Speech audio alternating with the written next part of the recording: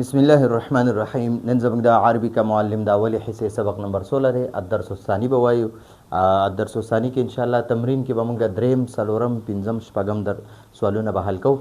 په دریم سوال کې موږ لرا کړي دي په اسم او فعل کې غټ فرق څه شی دی.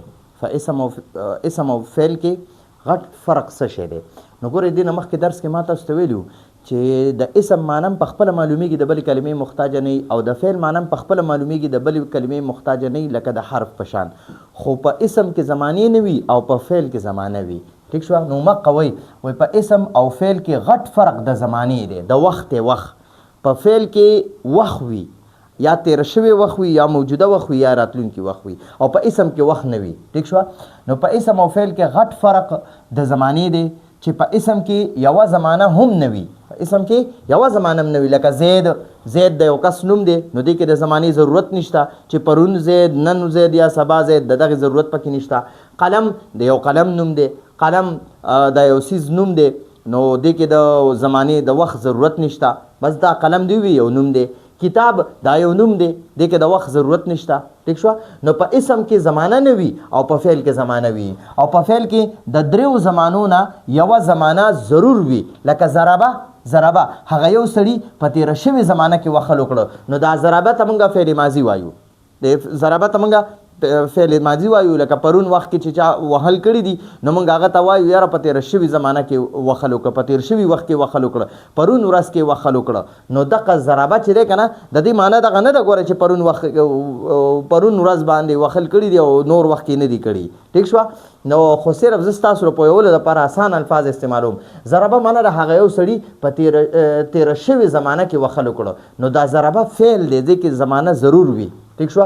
او یضربو دې ته موږ فعل مضارع وایو. هغه یو سړی په موجوده یعنی اوس یا په راتلونکي یعنی سبا زمانه کې وخل کوي. هغه یو سړی اوس وخل کوي، لګیا دی وخل کوي، یا به په راتلونکي وخت کې وخل وکړي. ٹھیک شو؟ نو یضربو دا دې ته فعل مضارع وایو او ضربه ته موږ فعل ماضي وایو. اوس موږ له څلورم سوال راکړی وایي زمانې څو دي. نو ما تاسو ته ویلي زمانې درې دي. یو پرونی ورځ ده، یو نننۍ ورځ ده، یو سبانۍ ورځ ده. پرونی ورځ ته موږ تیر شوی وخت وایو، نننۍ ورځ ته موږ موجوده وخت وایو او سبانۍ ورځ ته موږ راتلونکي وخت وایو. نو اسان مې پوهه کړی ښه. نو زمانې درې دي. ماضي تیر شوی زمانه، تیر شوی وخت وایي. لکه پرون ورځ تیر شوی ده که نه نو موږ د پرونی ورځ ته دغه وایو ماضي وایو. ٹھیک شو؟ او یو حال معنی د موجوده وخت. دا نن ورځ چې شروع ده دې ته موږ حال هم وایو، موجوده وخت هم ورته وایو، موجوده زمانه ورته وایو. یو د استقبال یا مستقبل. څوک ورته استقبال وایي، څوک ورته مستقبل وایي. کتابونو کې به ورله کله استقبال استعمال شوی، کله مستقبل به استعمال شوی. استقبال یا مستقبل دا به ورله استعمال شوی، یا به ورله استقبال لفظ استعمال شوی، یا به ورله مستقبل لفظ استعمال شوی. نو استقبال او مستقبل دواړه یو شی دی. ٹھیک شو؟ لکه راتلونکي زمانه. نو سبانۍ ورځ را روانه ده نو دغې ته استقبال هم وایي، مستقبل هم ورته وایي. ٹھیک شو؟ پنځم سوال یې راکړی وایي په دې الفاظو کې اسم فعل او حرف جدا کوي. نو موږ ته خو په کتاب کې ویلي وایي په اسم فعل او حرف کې تمیز وکړئ. تمیز معنی ده چې جدایي کوي. اسم جدا کا، فعل جدا کا، حرف جدا کا. نو هغې ته دپاره کتاب کې استعمال کړي وي په دې الفاظو کې یعنی اسم فعل او حرف کې تمیز وکړئ، پہچان پکې وکړئ، وی پیژنئ، جدایي کوي. لکه هو راکړی دی نو دغه راته وایي چې دا اسم دی که فعل دی که حرف دی. مینې راکړی چې دا اسم دی که فعل دی که حرف دی. او ضربه یې راکړی چې دا اسم دی که فعل دی که حرف دی. یذهبو یې راکړی چې دا اسم دی که فعل دی که حرف دی. او دغه شانتې بلد دی، الفرس دی، اله دی، سمعون دی. نو ګورئ اوس واورئ ما دې له نمبر یې ورکړي دي او ما هغه نمبر مې دلته په جواب کې ورکړي. جواب کې وایي هو. دا هو چې دی که نه هو معنی د هغه یو سړی. نو دې ته مونږ وایو اسم ضمیر. نو دا اسم کې راځي ښه. دا ضمیرونه دا اسم دي. ٹھیک شو؟ د اسم په ځای چې کوم لفظ استعمالیږي هغې ته اسم ضمیر وایي. یو اسم وي یو اسم ضمیر وي. نو اسم لکه زید، بکر، محمود، محمد، احمد دا اسم دي، دا نمونه دي. یو اوس د هغې په ځای باندې د دغه زید، احمد د دې په ځای زه هغه لفظ استعمالوم. هغه راغی، هغه لاړو، هغه راځي. نو ګورئ د هغه زه اوس وایم زید رالو، زید لاړو، زید راځي. نو دا زید زویم کنه اوس د په ځای بل لفظ استعمالو هغه لاړو هغه راغی هغه زی نو هغه ته اسم ضمیر وای نو هو اسم ضمیر دی دام اسم دی هو اسم ضمیر دی من چې دی کنه من د من معنا دا سه اردو کې وای سه او په پښتو کې مونږ وایو نه ٹھیک شو یعنی مسجد سے گھر تک مسجد سے بازار تک بازار سے گھر تک ٹھیک شو نو من معنا دا سه او په پښتو کې مونږ وایو نه او دا من چې دا حرف دی نو دا من داسې یو د دې تعریف ما تاسو ته کړی چې داسې کلمه ده چې د بلې په معنا ورکولو کې د بلې کلمې محتاجه ده او ضربه دریم نمبر ضربه دی نو ضربه ته موږ فعل ماضي وایو ضربه معنا هغه یو سړي په تیر شوي وخت کې وخل وکړه ٹھیک شو لکه پرون ورځ تېره شوې ده او سړي پرون وخل کړي دي نو موږ هغې دپاره استعمالو ضربه هغه وخل وکړه ٹھیک شو نو دغه ته فعل ماضي وایي یذهبو دی یذهبو نو یذهبو دی ته موږ فعل مضارع وایو دا د موجوده وخت او د راتلونکي وخت معنا ورکوي نو یذهبو معنا هغه یو سړی اوس وخل کوي یا به سبا وخل وکړي یا که اوس وخل کوي نو هغه دپاره به هم یذهبو استعمالوي چې هغه یو سړی اوس وخل کوي او که سبا به وخل کوي نو هغه دپاره به هم همدقه یذهبو لفظ استعمالوي چې یذهبو هغه یو سړی به سبا وخل کوي نو دا یذهبو د اوس وخت دپاره هم استعمالیږي او د سبا وخت دپاره هم استعمالیږي که ته د اوس وخت دپاره استعمالوي نو بیا به د سبا دپاره نه استعمالوي او که ته د سبا دپاره استعمالوي نو نن وخت دپاره به نه استعمالوي یو لفظ به استعمالوي یو وخت دپاره به استعمالوي او بلدون چې دی که نه نو یذهبو معنا هغه یو سړی وخل کوي اوس وخل کوي یا به سبا وخل وکړي او بلدون دا اسم دی دا ښار دی نو دا یذهبو چې دی دام فعل دی خو دې ته موږ فعل مضارع وایو چې د موجوده وخت او د راتلونکي وخت معنا ورکوي او ضربه هم فعل دی خو دې ته موږ فعل ماضي وایو چې دا تیر شوي وخت یعنې پرون ورځ کې وخل کړي بلدون اسم دی بلدون اسم دی ٹھیک شو دا به موږ د تنوین نه پیژنو ښه چې په کم اسم د کم اسم په آخري حرف باندې په آخري ټکي باندې چې پیش وي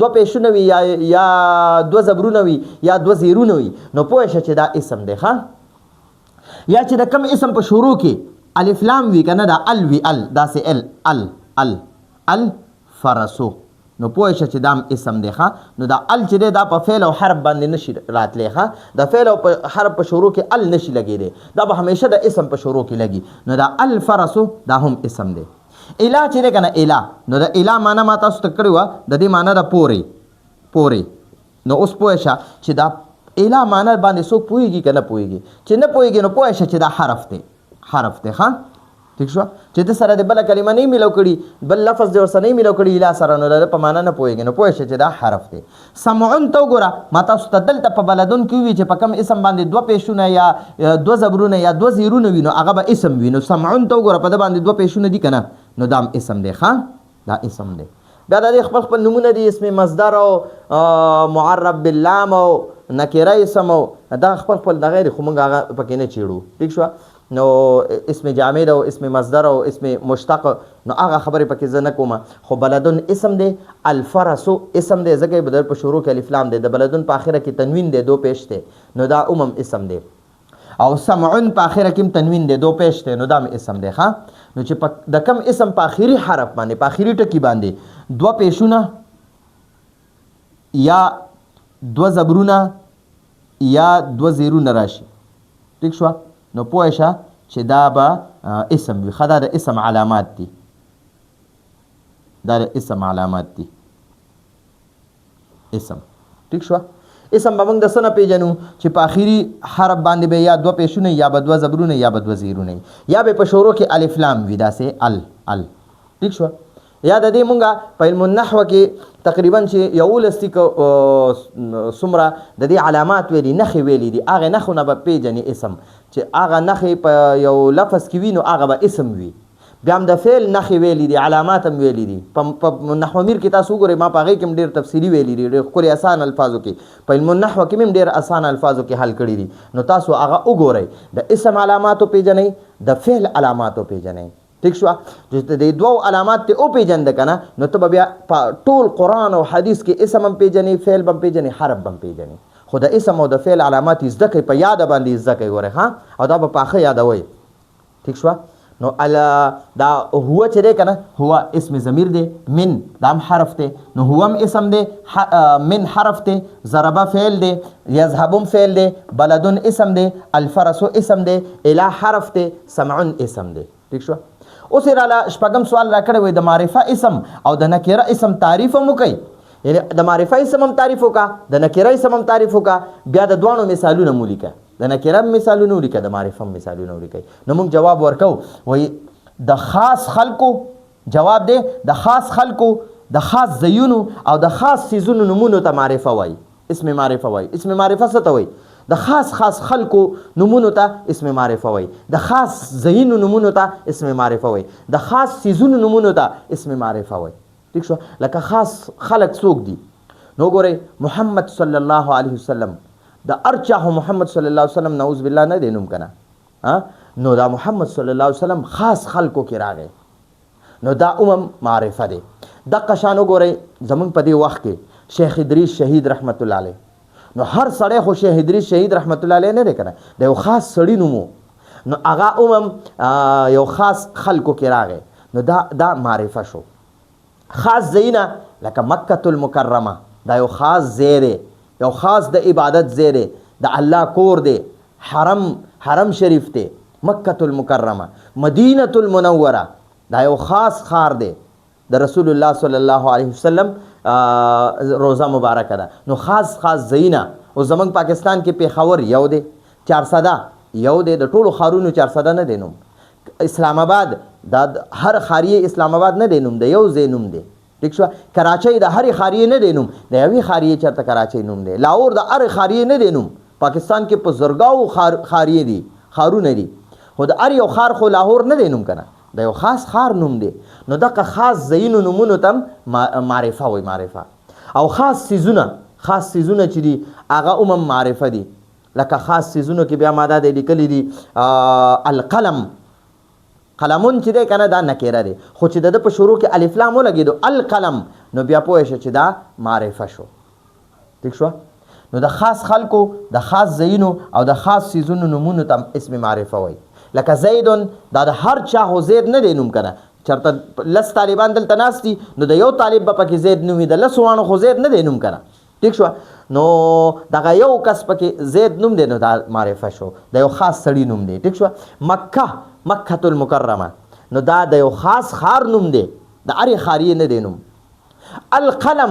القلم دا ال چې پې راشي که نه نو پوه شه چې دا معرفه شو. نو القلم دا د یو خاص څیز یعنی د قلم نوم دی، د یو خاص قلم نوم دی. ٹھیک شو؟ نو دا معرفه دی.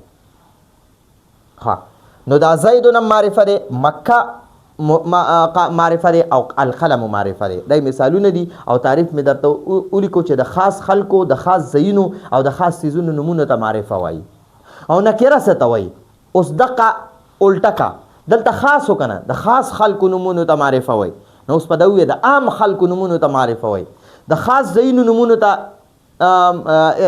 د عام خلکو نومونو ته نکره وایي او د خاص خلکو نومونو ته معرفه وایي. دلته اوس د خاص ځایونو نومونو ته معرفه وایي که نه، نو اوس د عام ځایونو نومونو ته نکره وایي.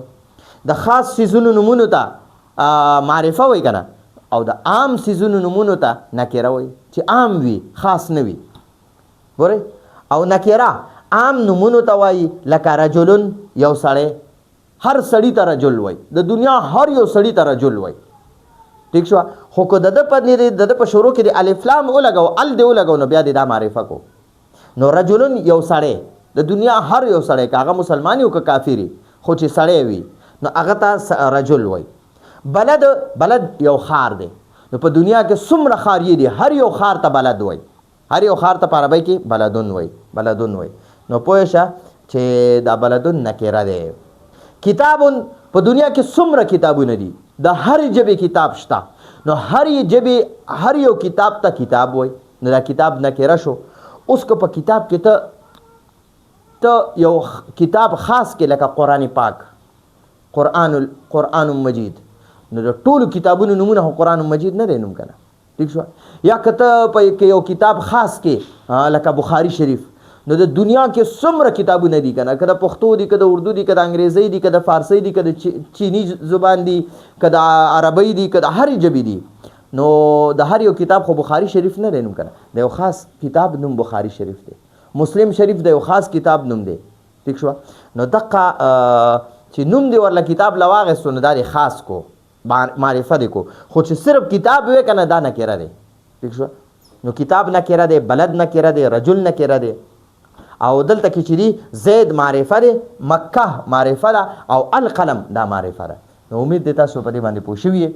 کوشش کوم چې زه درته ډېر په اسان الفاظو کې او په واضحه خبرې درته زه وکړم، په واضح الفاظو کې درته استعمال کړم، علمي اصطلاحات او علمي الفاظ نه استعمالوم. کوشش په مې دا ابتدایي طلبه او طالباتو لپاره وي، نو هغې ته بیا ډېر مشکل وي چې مونږ دې وخت کې علمي الفاظ استعمالو. نو کوشش به کوم چې زه علمي الفاظ نه استعمالوم. ښه دي؟ نو دا زموږ د نن ورځې درس و. امید دی تاسو په دې باندې پوه شوي. راتلونکي درس په اجازه غواړو. هذا هو المرام والله اعلم بحقیقة الكلام.